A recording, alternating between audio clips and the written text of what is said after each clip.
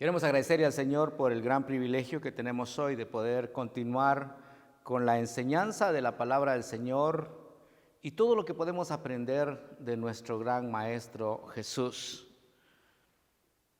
Quiero hacer un pequeño resumen de lo que hemos estado aprendiendo de la santa palabra de nuestro Dios y cuál es el objetivo que nos hemos trazado para poder conocer a Jesús. Dijimos que un cristiano, un hombre, una mujer tiene un encuentro personal con el Señor y desde ese momento se convierte en un discípulo. Pero el discípulo es aquel que está siempre con su maestro. En la época de Jesús habían dos escuelas. La escuela de los judíos, donde los alumnos convivían con sus maestros. Y es por ello que Jesús tenía a sus discípulos y ellos vivían juntos. Todos los actos que Jesús realizaba no pasaban por alto en la visualización que los discípulos tenían de él. Estaba también la escuela griega y eso era un tiempo de estar juntos y luego podían volver a su casa. Es la forma en que hoy nuestros hijos van a la escuela y regresan, no están viviendo con su maestro.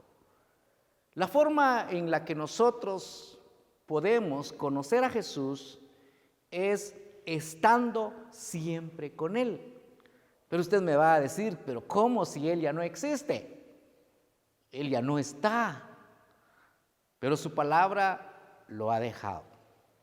Y todo lo que la palabra de nuestro Dios tiene, especialmente, vuelvo a recalcar, en los 4 evangelios, podemos nosotros observar la vivencia de nuestro Señor Jesucristo y poder aprender paso a paso lo que Él quiere enseñarnos. Lo único que nosotros debemos tener es un deseo, un corazón deseoso de poder aprender de Jesús, porque aquí podemos caer en un grave error.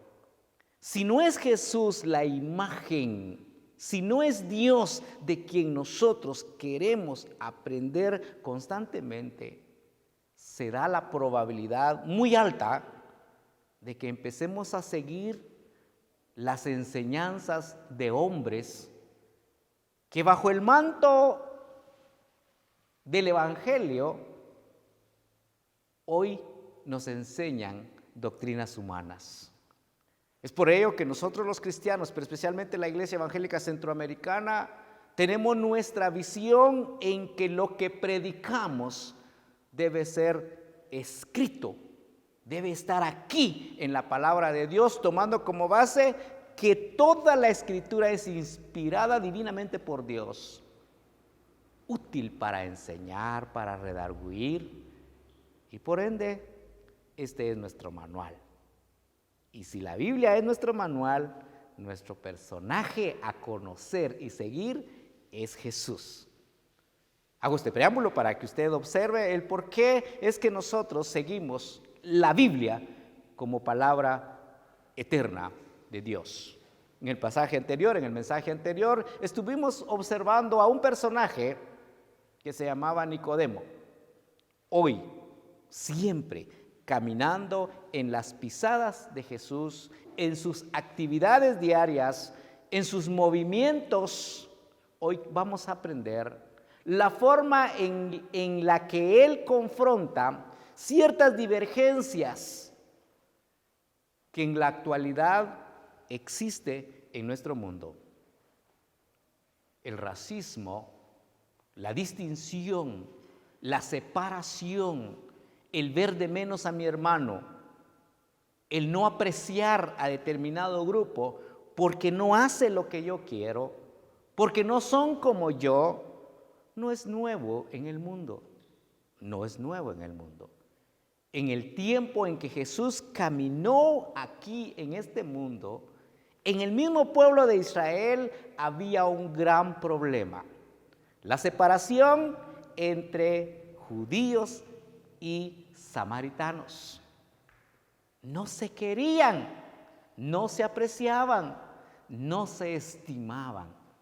Era tanto el odio que existía entre un grupo y otro, que en cada momento y en cada actividad se hacía notar esta situación. Hoy, entonces, nos vamos a dedicar a estudiar el capítulo 4 del libro de Juan, al que yo le invito que allá en casa usted tome su Biblia, ¿sí?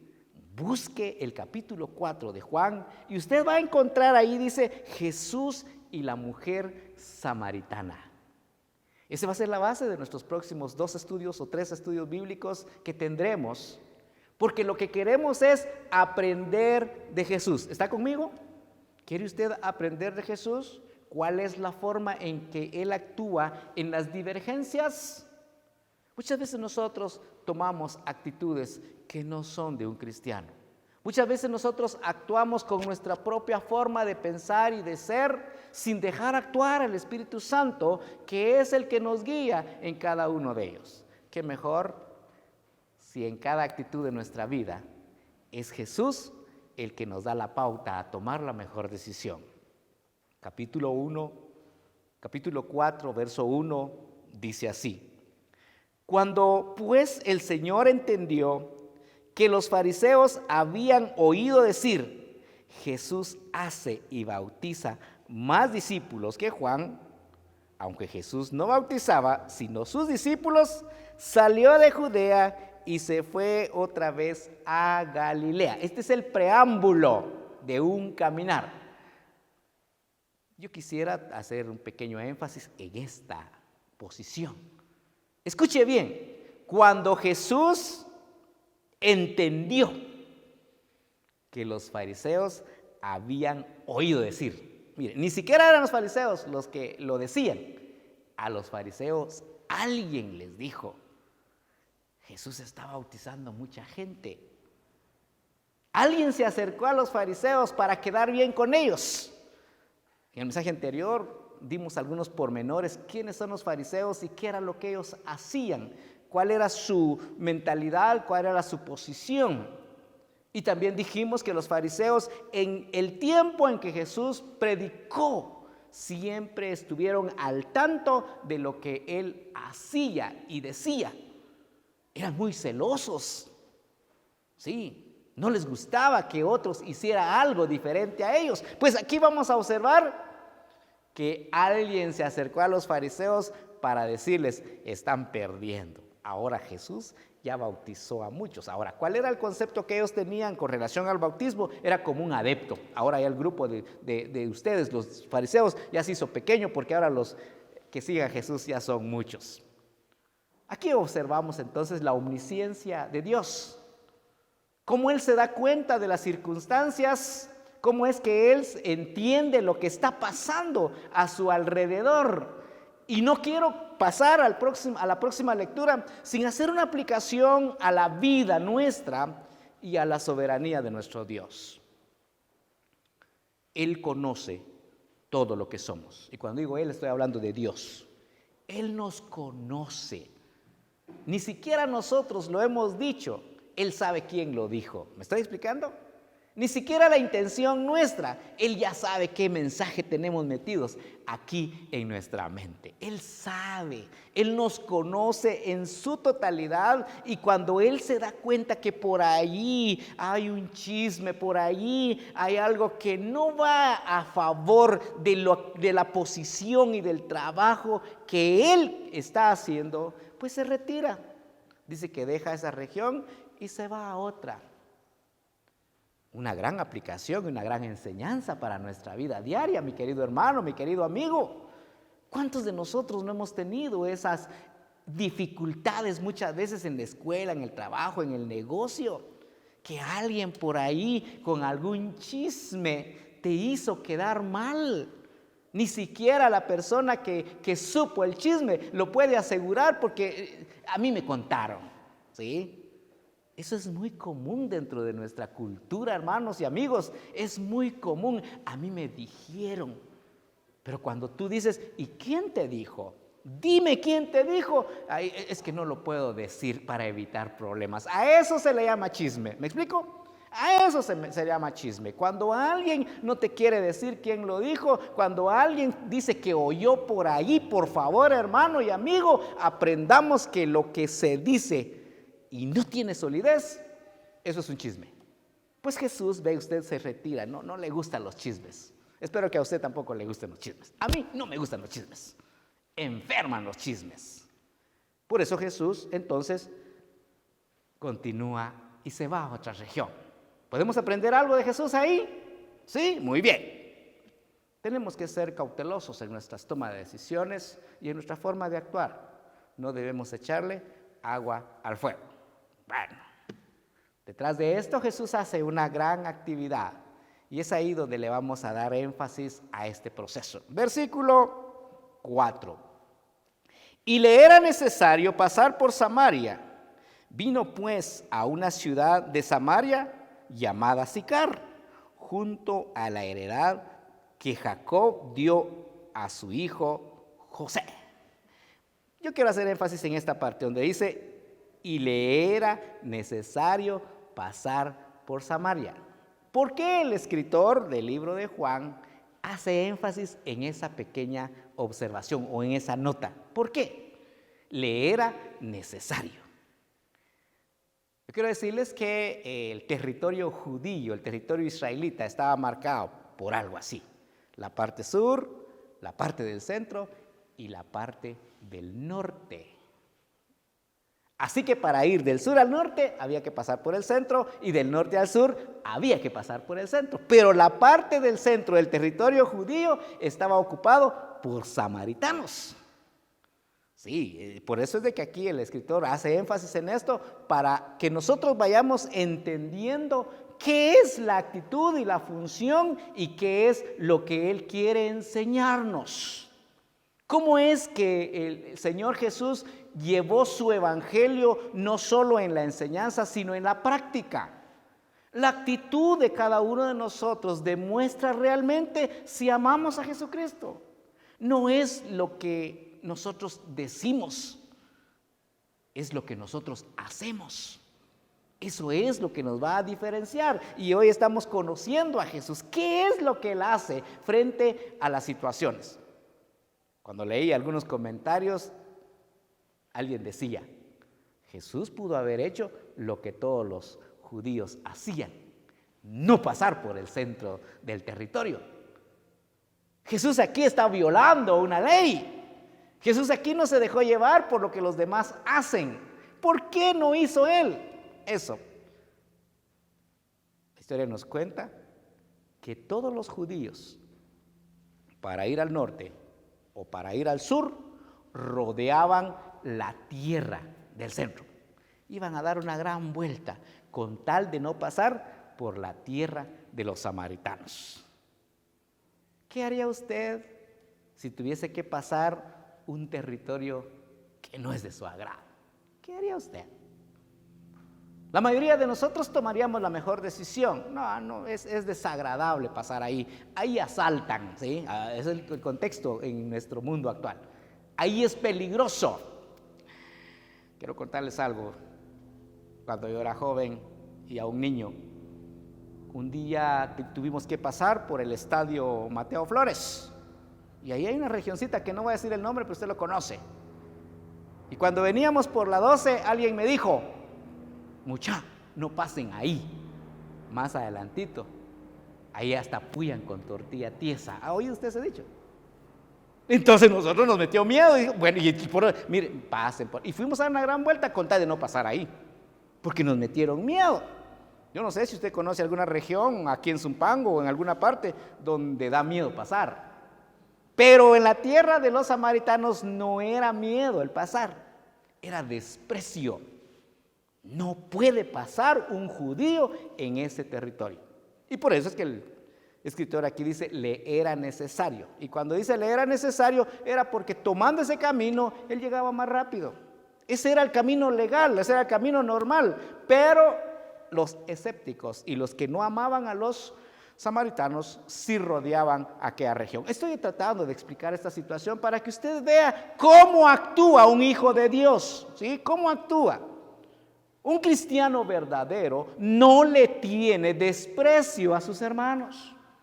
Un cristiano que ama a Jesucristo, que somos nosotros, amamos inclusive a aquellos que se declaran nuestros enemigos. ¿Sí? ¿Tiene usted algún enemigo que por X razón no le quiere hablar o no lo quiere ver? Vaya hoy y déle la mano y dígale: te amo en el Señor. No es ironía ni es hipocresía.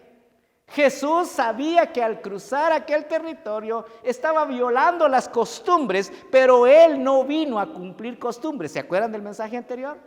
Él no vino a cumplir tradiciones, Él no vino a seguir guardando rencores, Él no vino a guardar lo que otros tenían, calores ajenos, dice nuestro vocabulario normal. Él no vino a sudar calores ajenos. Él vino a predicar la salvación y por lo tanto para Él se convirtió en una necesidad pasar por aquel camino. Y por eso así dice, le era necesario. Él sabía que pasando por aquel lugar, que pasando por aquel camino, que era una razón de no hacerlo, Él encontraba un motivo. Él sabía que algo bueno iba a pasar. Estoy dándole un preámbulo amplio a esto, porque nos enseña la forma en que nosotros podemos meditar en nuestro actuar. Yo quiero repetir, el cristiano no es mucho conocimiento, también es bueno conocer, pero es más actitud, es más posición, es más lo que hacemos, que la gente pueda ver en ti como un buen cristiano, que tomas las mejores decisiones y cuando para ellos es una mala decisión es porque tú estás haciendo la voluntad del que te envió, la voluntad de nuestro Dios. A veces a la gente hacer la voluntad de Dios no le es agradable. ¿Te has dado cuenta de eso? Cuando tú tienes que actuar por agradar a Dios, habrá un grupo que va a estar observando, y no que es evangélico pues, y no que es cristiano, mire lo que está haciendo. Siempre y cuando tú guardas tu comunión con Dios, tú tienes la habilidad y la facilidad, inclusive la posibilidad de hacer cosas grandes. Ya observemos. Y está aquí este pasaje dándonos algunos pormenores de aquel lugar. Sí, nos está dando algunos pormenores para que nosotros nos ubiquemos. Mire lo que dice el versículo 6. Y estaba allí el pozo de Jacob. Entonces Jesús, cansado del camino, se sentó así junto al pozo. Y aquí nos da otra información. Era como la hora sexta. Observe esto. Jesús toma un camino que a los judíos no les gusta. Empieza a transitar y encuentra allí en ese territorio algo que es del pueblo judío. ¿Usted conoce a los patriarcas? Abraham, Isaac, Jacob, José y sus hermanos. Ellos son los patriarcas. Ellos son los dueños de aquel territorio. Ellos son los que Jehová nuestro Dios les dijo: esta tierra se los voy a dar a ustedes. En el transcurso de la enseñanza vamos a observar por qué aquel territorio se convirtió en algo fuera de lo que es. ¿Por qué? Pero aquí nos dicen que Jesús llegó en aquel pozo, era muy conocido, era de la familia, era de Jacob. Sí, dice la historia que no era un pozo que producía agua, sino que era un pozo que estaba hecho para captar agua. En el invierno le habían hecho sus entraditas para que en el verano se mantuviera ahí el agua. No habían hecho un pozo para encontrar agua, sino para captar agua. Eso es lo que dice la historia. Eso quiere decir que acababa de pasar el invierno y aquel lugar tenía agua, aquel pozo. Y se sentó Jesús ahí, ¿sí? Y todavía nos da más información el escritor y nos dice, era como la hora sexta. Traslademos ese horario a nuestra actualidad. Era al mediodía. Ubiquémonos a Jesús como hombre cansado de caminar, se sienta en aquel lugar para tomar un vaso de agua. En aquel entonces obviamente no habían vasos, habían otro tipo de recipientes, pero lo que él buscaba era saciar su sed.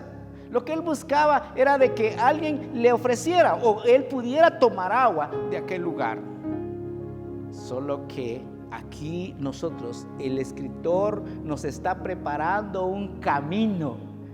Nos está preparando para que nosotros observemos que el agua que nosotros conocemos solo satisface nuestra sed física. ¿Qué toma usted cuando tiene sed? Al mediodía, cuando viene de su trabajo. Sí, pues todos nosotros ahora cargamos nuestras botellas de agua. Nuestros antepasados, cuando iban a trabajar a su terreno, cargaban su tecomate de agua. ¿Supo usted eso? ¿Conoce usted a alguno que todavía tiene su tecomate en la casa? Pues era para eso, para cargar su agüita, porque el agua es vital en la vida de nosotros los humanos. Aquella persona que no toma agua se deshidrata, y la deshidratación en el cuerpo causa calambres. Sí, ¿se ha acalambrado usted alguna vez? Usted ve ahí los que juegan fútbol, de repente se acalambran, no tienen suficiente agua. Es por eso que ahí a los 30 minutos les dan tiempo para ir a tomarse un poquito de agua para que no se acalambren. O sea, el agua que nosotros conocemos, eso es la función. Pero aquí hay algo más grande y más especial. El agua, que es Jesús. El agua de la vida. Y es por eso que al estudiar nosotros acá este paso de Jesús en el territorio de los samaritanos, es por una sola razón. Cuando Jesús manda a sus discípulos a pregonar el evangelio, le dice algo: en tierra de samaritanos no entréis. ¿Ha leído usted ese pasaje? No vayan ahí. Pero él ahora está cruzando un territorio. ¿Qué tal si usted y yo continuemos esta enseñanza leyendo la palabra de nuestro Dios? Y vamos a observar a Jesús, el Hijo de Dios, llamando a las ovejas perdidas. Jesús, el Dios nuestro, vuelvo a recalcar esto, no desprecia a nadie. Es por ello que yo le invito a usted y a mí mismo, no despreciemos a las personas. Cada uno de los que hoy existimos tenemos un valor ante Dios. ¿Se recuerda, mi querido amigo y mi querido hermano, que los primeros amigos, las primeras personas que se contagiaron del coronavirus, los despreciaron? ¿Se acuerda usted de las noticias en nuestro territorio que no dejaban enterrar a los difuntos porque se habían contaminado de la enfermedad? Eso solo muestra la falta de sensibilidad humana que el hombre tiene hacia su prójimo. Eso solo muestra la poca capacidad intelectual y espiritual que el hombre tiene frente a sus semejantes. El evangelio que nosotros predicamos nunca, jamás va a pregonar eso, porque Jesús, el Hijo de Dios, vino a buscar y a salvar lo que se había perdido. Ese es el trabajo de Jesús y esa es nuestra función. Te invito a que juntos estudiemos el libro de Juan, el capítulo 4, y podamos aprender mucho de la palabra de nuestro Dios. Nuestro próximo tema era: ¿por qué los samaritanos eran despreciados? En la misma palabra de Dios están las razones. En la próxima enseñanza lo vamos a observar. Queda usted cordialmente invitado a nuestra próxima enseñanza bíblica, la mujer samaritana. Que el Señor lo bendiga. Muchas gracias.